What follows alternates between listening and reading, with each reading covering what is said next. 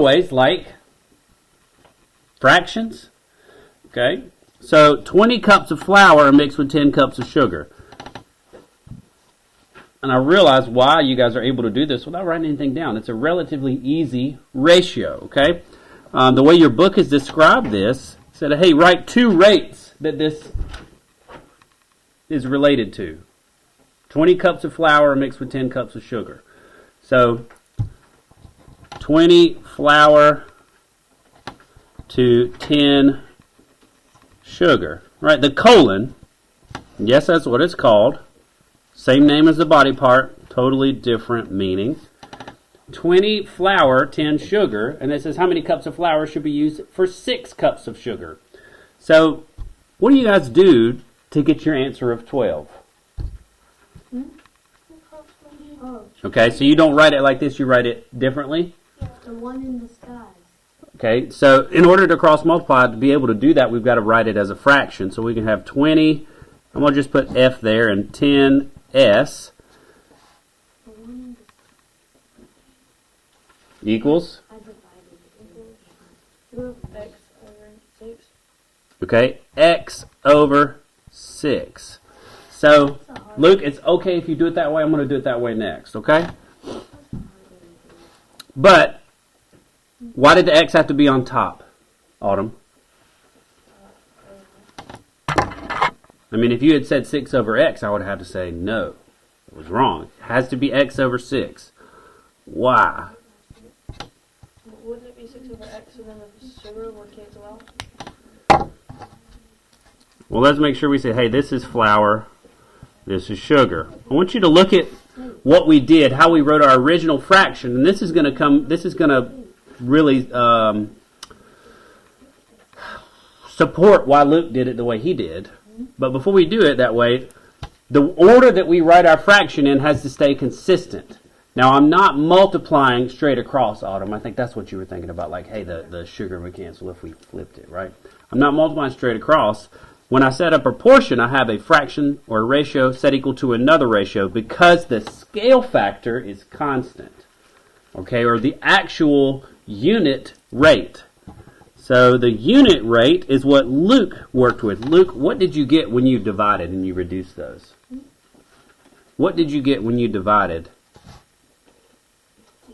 2 flour per 1 cup sugar, okay? And the reason it's called a unit rate, I think we talked about this before, is that the bottom is a 1. Okay, so all that does is that helps me see, hey, this is all supposed to be equal to 2 over 1.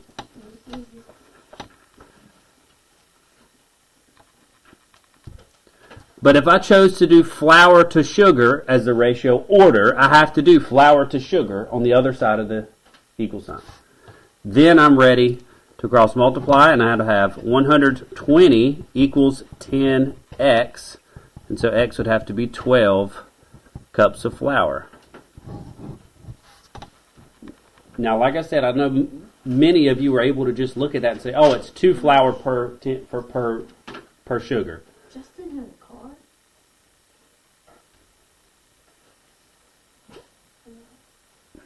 Come back. Distractions. Okay, so questions about number 1. Again, the proportion part, whatever order you pick is fine. In fact, you could have put 10 on top and 20 on bottom, and at that point you would have to make sure you do 6 over x. You just have to stay consistent with the order that you write each fraction. So Nora was driving down a road, and after 6 hours had traveled 99 miles. At this speed, how many miles could she travel in 2 hours? So, again, you can set it up however you want. You could do 6 over 99. You can do 99 over 6. One will be a little bit more common sense than the other, because if we're talking about distance and speed, it might be better to have the speed as what units? What units would we measure speed in for this problem? Miles per hour. Yeah, miles per hour, exactly. And it mentions that at this speed. So what we're getting to assume here is that this is constant speed. If you changed her speed, we wouldn't be able to do this problem. Okay? So Nora set it on cruise control so that we have a constant speed. For 2 hours? Or 6 hours. That's mean- really impressive. Maybe she's driving at night and there's nobody else on the road. So, well, I said we could do 6 hours per 99 miles. Based on what Quentin said, miles per hour is what makes sense. So we're going to do 99 miles in 6 hours. And then we're going to set that equal to what?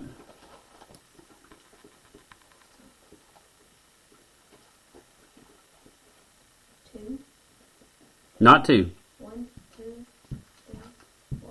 So again, in order for this to be a proportion to represent a constant rate, what we're saying is, hey, whatever her speed is here is going to be equal to her speed here. And speed is measured in what? Blank over 2 hours. Miles per hour. So, blank, we've got to use something there. I'm going to use M because it represents miles. And then 2 there for 2 hours. So again, I did M miles over 2 hours. But what I want to make sure you guys get, why did I box those in? Is because this represents a speed and this represents the same speed. That's why we're able to do this. That's why we're able to set them equal to each other, because it's the same rate of change. Okay, now the part that it's kind of like, oh, you just do enough of these and you like memorize the process, we'll cross multiply. So what will we get when we cross multiply? 198 equals 6M. Yes. All right, I was worried about that second part. 198 equals 6m. When you multiply a number times a variable, you really just smack them together. 6m means... 6 times M? Yeah, that's right. What are you doing? You just got here. Put your snacks up. So, we've learned with equations that when you're multiplying an unknown by a number, what's this 6 called? Like, what's its role? What's its job? It's not really in disguise. It's right there. I know the disguise you're talking about, but what is the job of the 6? To be equal to 198. 6 is not 198, right? That's to divide M. All right, you're telling me where I'm going to go. But I want to make sure you guys are familiar with the word. What is the job title of the 6? Yes! Coefficient. Why is it?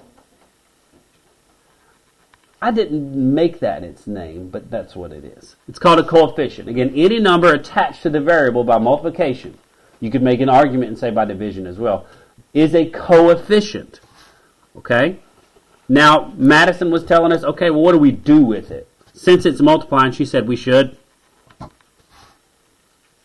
divide. So that's typically how you deal with a coefficient to help you solve it. We divide because the division and multiplication processes do what to each other? Yeah, they cancel out. So I'll get M equals 33. 33? 33. What are the units of M?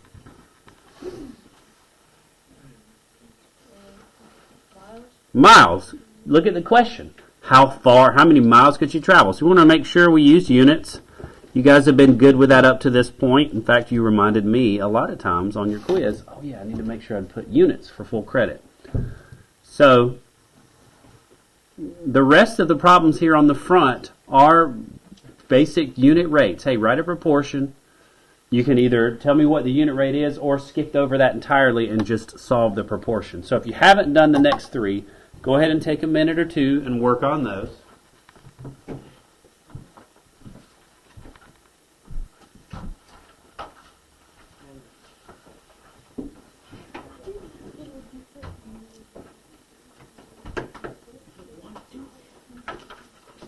So what you did, so 99 miles divided by 6 hours, 16.5 miles per hour. So you found the unit rate of change, and then you multiplied times your time. That's right. You can do it that way. I think that's the way Luke did the first one. Oh, but it's so much fun. I'd rather just wait for you to do it and then copy the answer. Well, I didn't say you had to do the back yet, but I don't want everything. Try it. Scott, a mixture of things. Oh, yeah, it feels like pencil. Fisher got those over 3 on the front.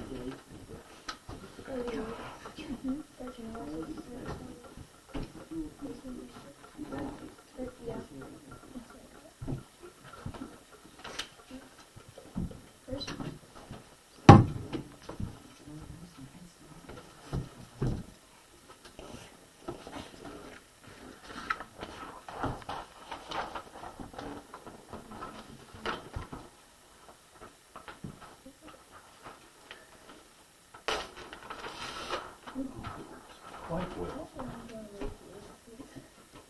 Maybe just one. I'm just thinking about all of like seeing.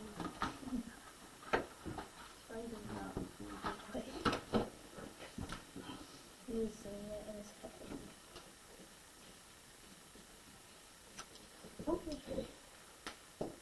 Okay, it works. Yeah, he's seeing that. Why do you blinking?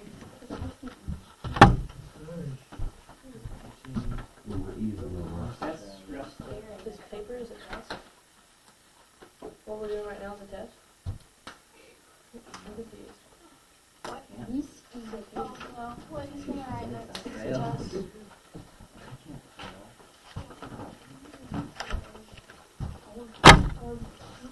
No, that's the test. All right, so still working on 3, 4, 5? But what we're writing right now is a test. No, Sorry, what's on last? Okay, that was really What will be on that? that is the test. A blank sheet of paper? I'm not going to put anything else on it. It was a test to see how well it works. It's got sticky stuff at the top. Oh, okay. We're going to be using it in history class. I thought you were gonna write something on it. It was a test. That worked pretty well. Okay. At a local print shop, 10 copies can be made for $4. At this rate, how many copies can be made for $34? So, I'm going to flip it around a little bit, okay? I'm going to flip this around, and I want to make sure everybody sees that you can do this 2 different ways. Or at least 2, maybe even 3. So 10 copies for $4. I'm going to write $4 for 10 copies. And then I'm going to set that equal to how many copies can be made for $34. So based on the way I wrote my order, dollars per copy. So I've got to put dollars over copies here. Okay, I've got to do it in that order. Now, I know I have $34, so that's going to go on top, and then copies, we'll just put X there. So by the time I cross multiply, what do I get here? What is the equation I get when I cross multiply?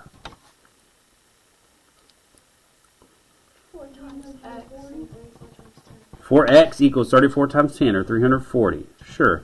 Now, what if I had done it the other way? What if I said 10 copies for $4 equals, now what's the order I have to do over here? Well, I have $34, so that's going to have to go on the bottom, and x copies up here. So if I cross multiply this way, I'm still getting 4 times x and 10 times 34.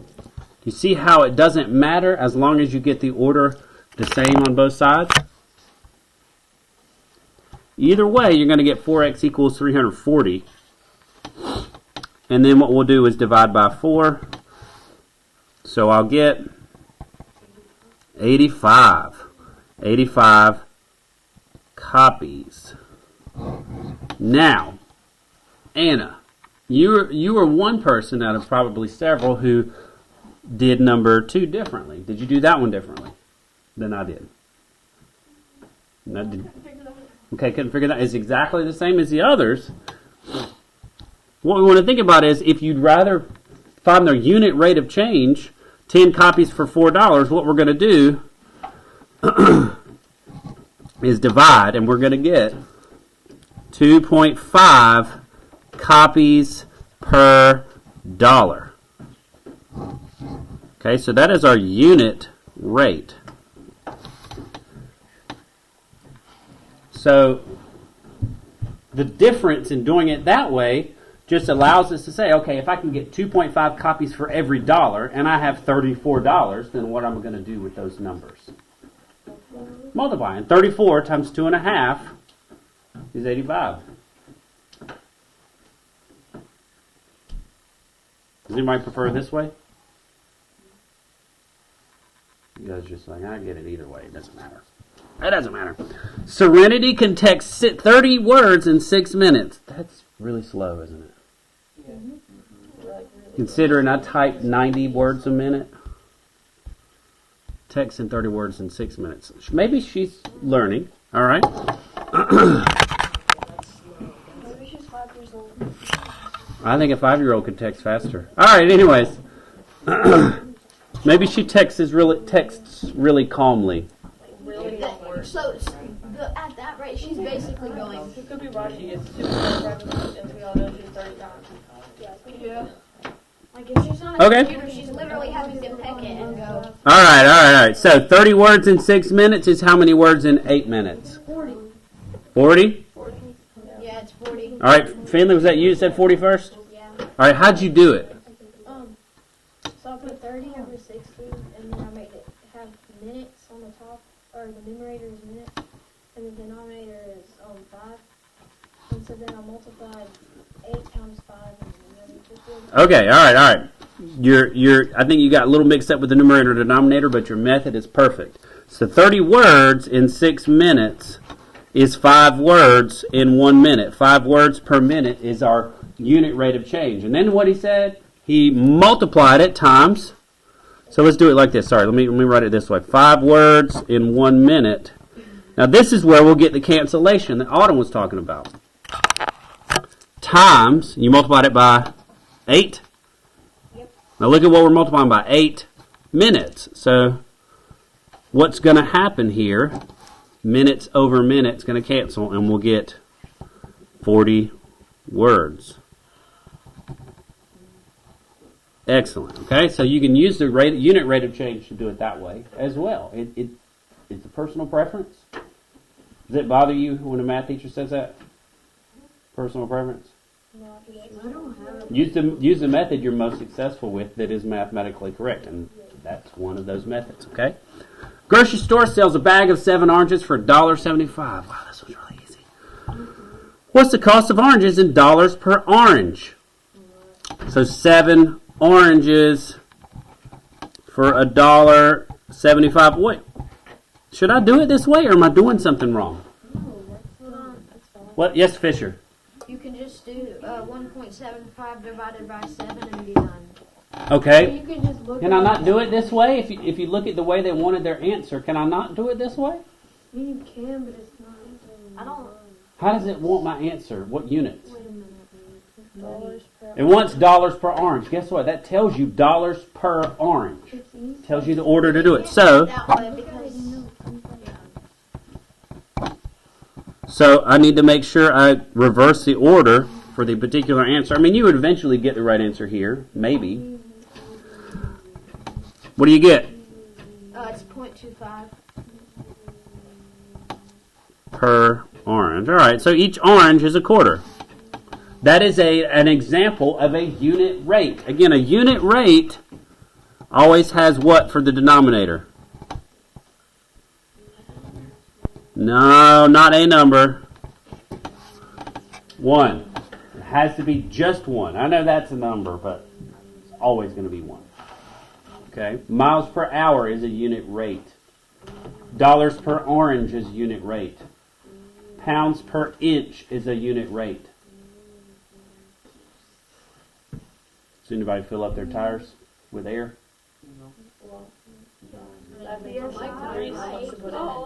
PSI, pounds per square inch. It's the pressure measurement. My dad always makes me flip the bikes over and read how much he needs to put in it. Because we have 8 to do. Smart. Okay. Questions about the front. So again, make sure you guys understand the vocabulary here. Unit rate. I'm going to ask a question like that on a quiz next week. We have a quiz next week? What? And on the back, Justin does have a car. Kind of an important factor when you do search for a car is the gas mileage. 12 gallons for 252 miles. At what rate does the car use gas in miles per gallon? This is a unit rate problem. Find it if you haven't already. make sure you don't miss the clue. It says miles per gallon. Did you know that colors on the read thing? Okay. Okay.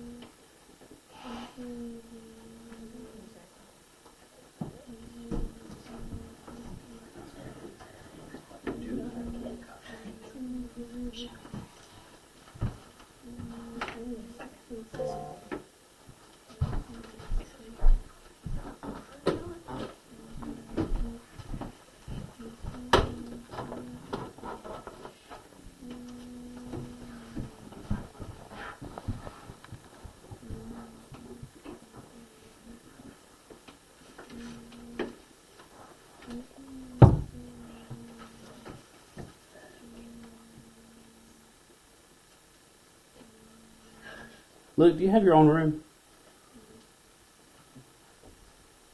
Just wondering if you do that in your sleep. And people sleep in the same room as you.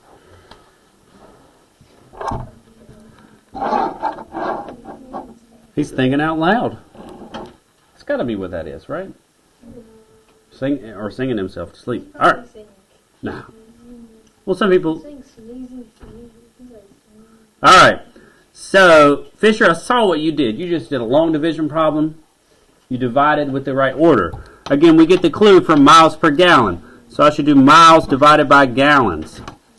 So that tells me I'm going to do 252 divided by 12. So again, what it's going to find is our unit rate of change. And if we do that division problem, we get 21. I'm going to use MPG. That's okay with you because it stands for miles per gallon. Questions? No, not too bad. Omar, so I made this one up. At least the second half of it. Omar read 29 and a half pages in 2/3 of an hour. Jenny read 47 and a quarter pages in 1 2/3 of an hour. Oh, I forgot to finish. Who read at a faster rate? What do we have to do here? Figure out the rate each of them read. Yep. Does it tell us what order to do the rate in? No. Which one makes the most sense? The first one? Okay, no. What I'm asking is which order of units makes the most sense? Pages per hour or hours per page? Pages per hour. Yeah, pages per hour makes a whole lot more sense than if you told somebody, well, I average 0.0127 hours per page. That's really difficult to comprehend. So pages per hour is a whole lot easier to understand. So we have some leeway here. So I want to do pages per hour. So how do I do that? What do I write? 29 and a half pages over 2 3 hours equals x over 1. Oh, I like what you did there. Pages over 2/3 hours, and you put equals x over 1. So why did she say 1 here? Because anything as a fraction is that number over 1. Any whole number? But why is it important that she said 1 here if we're talking about pages per hours? What is that called when you have the 1 on the bottom? That's our unit rate. That's what, or his, Omar's a boy. So that's his unit rate. And so we're going to do the same thing for Jenny. 47 and 1/4 over 1 2/3 equals, I want to say y for this one. Why wouldn't I want to use x? Because it would get confusing. Would you say, Madison? Because you used it on the other one. Okay, and if I write the same letter, what is that implying? They're the same. That they represent the same thing, but I don't know that they do. So I've got to use a different letter to represent a different quantity, different variable, okay? It might turn out that they're the same. I doubt it. But let's see what happens. So really all I've got to do is divide 29 and a half by 2/3. How do I divide a mixed number and a fraction? Make them improper and then you change what. All right, make it improper. So 29 and a half. What would that become?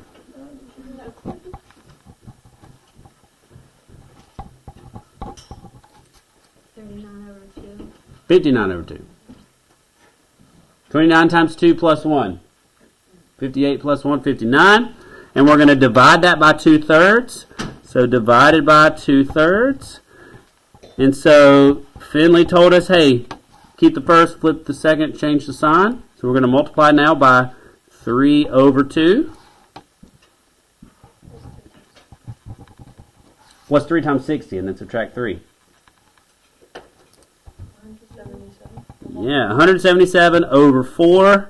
What are the units of that? That's pages per hour. But I really wanted the 1, like Autumn said. So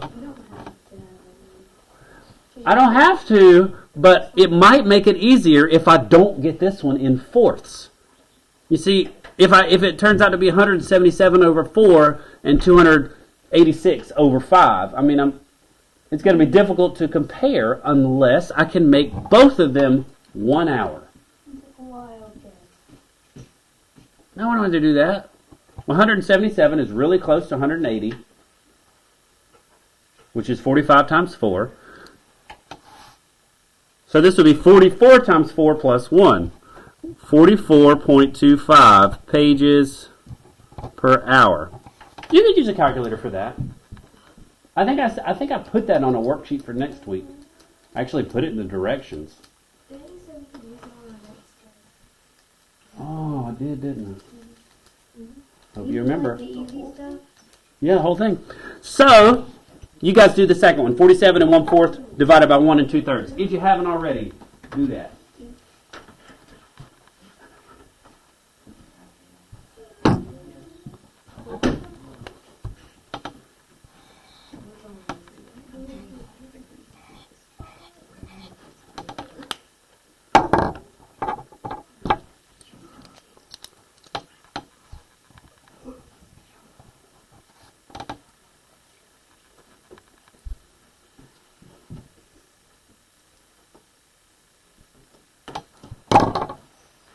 We can double check. I'll do that for this one too.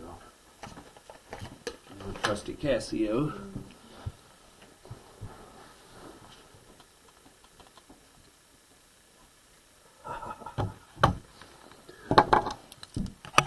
Might need a little more space for this one, huh?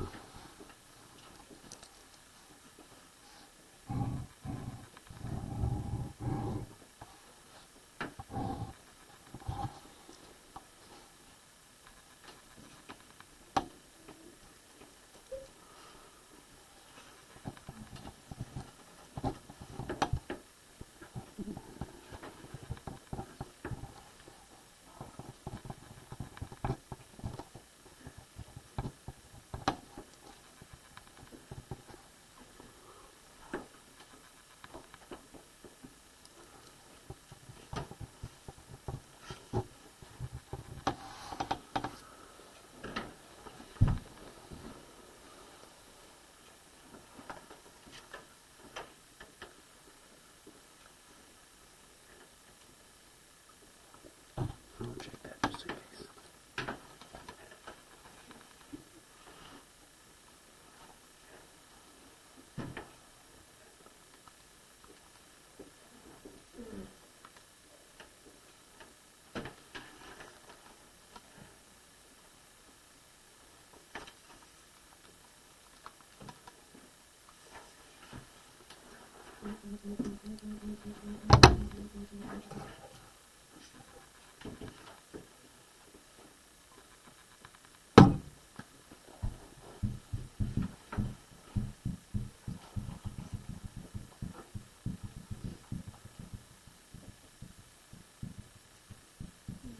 So, I know there was some fun multiplication and division parts there if you didn't have a calculator to quicken that process.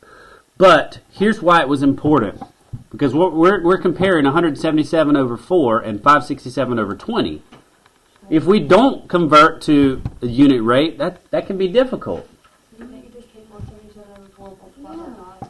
Okay, so if you want to get the common denominator, that will help you. Yep. Now, that won't help if I tell you how many pages, what's the unit rate, but that will help you decide who's reading faster, yes. But when you type this one in, what did I get? Equals 23, what do we do it here? 567 divided by 20. 28.35. Again, the units are pages per hour.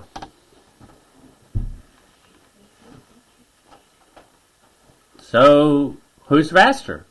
Omar. Omar is, sure. By a lot more than I thought. I thought it would be closer than that. But hey, it's important to be able to do the math. Omar's like almost double Jenny. Yep. So speaking of, hey, wait a minute. Maybe that's another question. How much faster is Omar? I mean, that's a simple question after we've done all this work, right? How do you figure out how much faster? What do you do with the two values? 44.25 minus 28.35. Yeah, we'd subtract to find that, okay? So it's important to be able to find that unit rate to make that last question really easy. All right, speaking of speed, Tony runs 12 feet per second. Katie runs 450 feet in 30 seconds. Frank runs 1 mile in 577, I'm sorry. And Adam runs 880 feet in 1 minute. So, what's the same about all their speeds? Hang on. Is it the same? We can convert. Nothing. You can use seconds. Okay, you can use that. Well, okay, hang on. There is something that's the same. You know what are you going to say what's the same? I was gonna say that Omar is 15.9 pages per hour faster. Oh, true. Quint? They're all a time. They're all a rate of time. They're all a rate of blank per blank. They're all a rate of speed, which is measured in blank over blank. How is speed measured? Distance over time. Yes! Thank you. Distance over time. Okay, that's what speed is. Just think about the units miles per hour. It's miles over time. Miles over hours. So, that might seem like, why is that a big deal? It's a big deal to make sure you understand how to identify a rate of speed. It is a distance over time. So, Tony runs 12 feet per second. This one's also in feet seconds. These are not, but it would be easy to convert. So what we've got to do is make sure they're all in feet per second. So I can go ahead and represent Tony. He's already there. 12 feet per second. And then Katie, how would I get her feet per second ratio? 450 by 30. 450 feet per 30 seconds equals 15 feet per second. Okay, so I have Tony at 12, Katie at 15. Now we need to do Frank. So in order to do Frank, you got to know how many what are in 1 mile. Feet. Does anybody know? 5,000 something. 5,280 feet. And then we're going to divide by 577 seconds. So Frank, this was Tony, this was Katie. Frank, again, I'm okay with the calculator use on these. You've served your time. 9.15.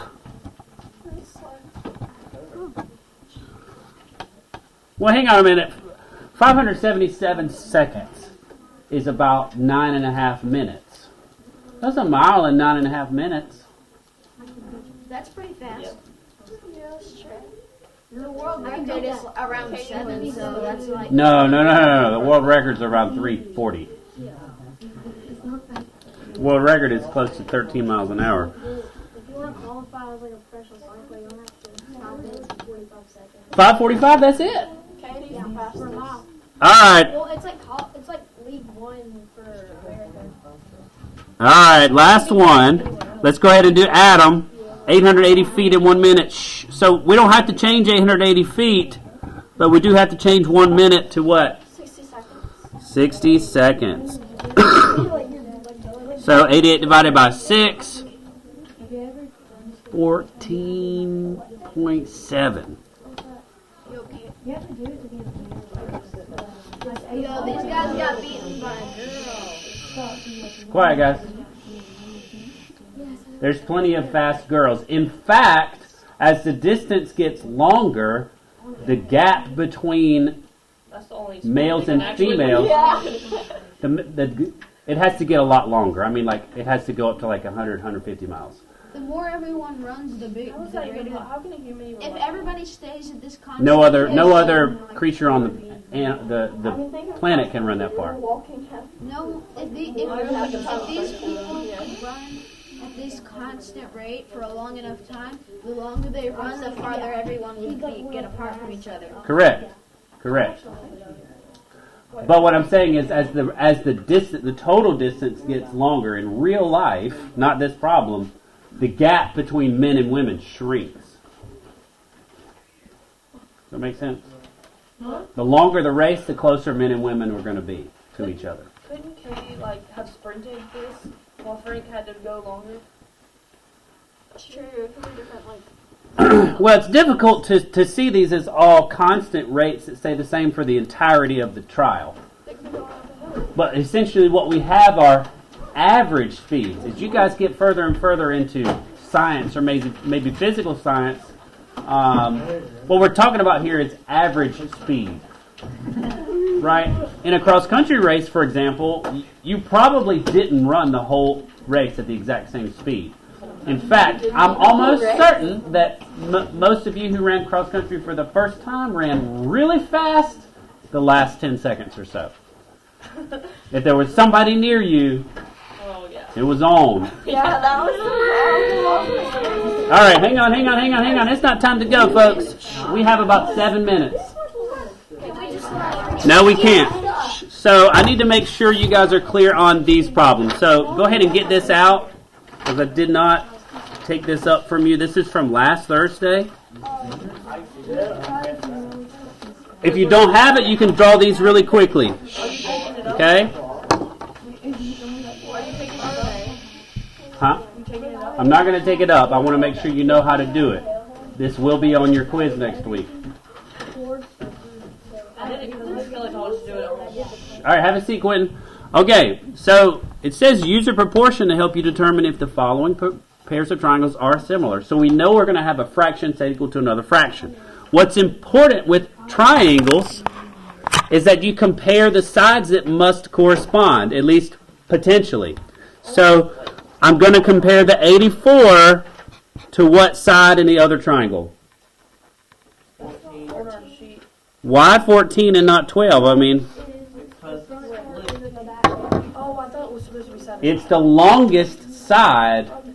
So the longest side of one triangle can only correspond to the longest side of another. It can't correspond to some other value because they had to be multiplied by the same scale factor. Okay? So what we're going to do, we're going to write 84 compares to 14 the same way. That. Huh? No. Yes. You have to get the order the same here too. Okay? Do you see how that's important? Will that prove that the two triangles are similar? No. What? No. You have to do all the sides. I have to do all of them, so I've got to compare this down the road to what? 8 over 48? 48 over 8. Which is it? 48 over 8. You see how I did big to little on the others?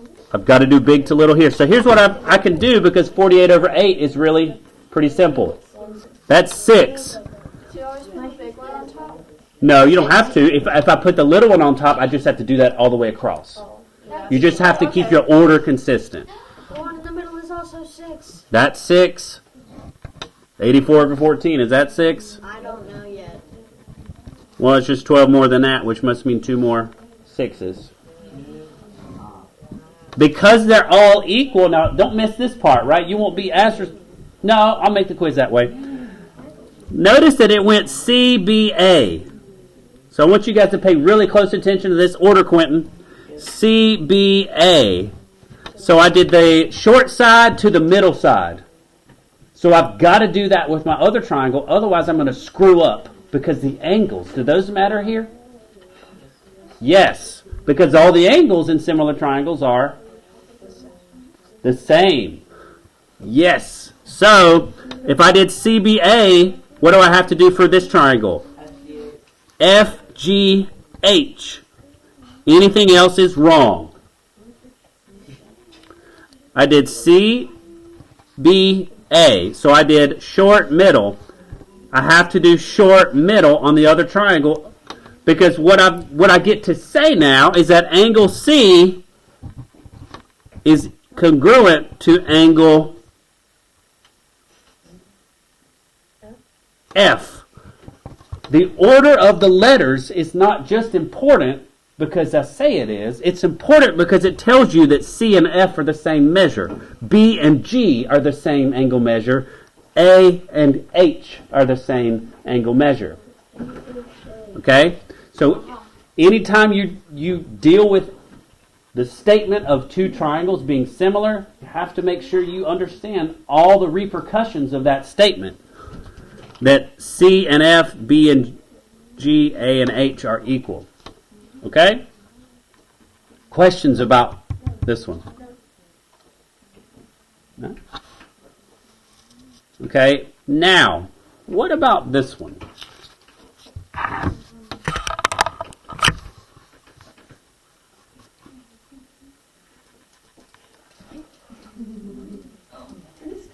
How can I do this? Yeah, I don't know why you would make it confusing. You could have done it separately. You were to draw them separately? So if this is 56, do you think it would be helpful if I knew the length of FS? Yeah. How would I get it? What? 88 minus 56. So that's 32. I could do the same thing over here for FR. 143 minus 91 is 52. So now I can compare triangle FRS to triangle what? FED. You see what I want to make sure you guys don't miss here, and you'll do more of this later, maybe not in this class, but your next math class, is that they share angle F. They both have it inside their triangle. So that's important to help you align the triangles the right way so that you can compare them correctly. So now I got 32 over. What do I put 32 over? 91? No, wait. No, sorry. 88. 88. And then we're going to test that against 52 over 41. You got like a minute according to that clock. No. 143. Now look, FR corresponds to FE. Okay? And last one, we could say 44 over 121, but we don't have time for that. All right, so if you haven't done those, do those by Monday. No. If you've already done them, then you follow directions. But if you haven't,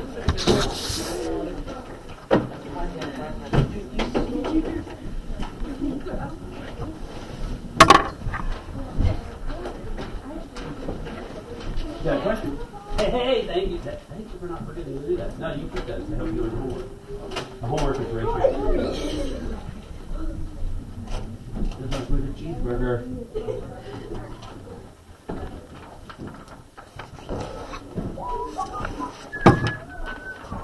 Got what you need? Yeah. All right, cool. Don't forget this. Oh, I gotta press stop.